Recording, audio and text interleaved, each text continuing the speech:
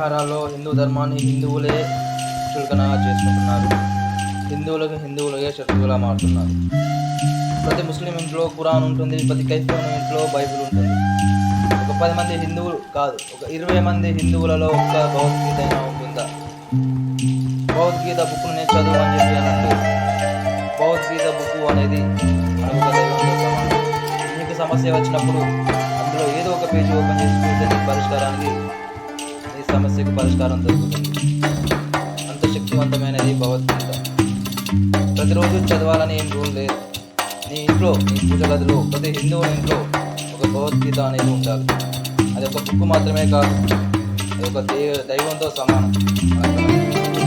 మనతో మాట్లాడే ఒక దేవుడు, దైవం.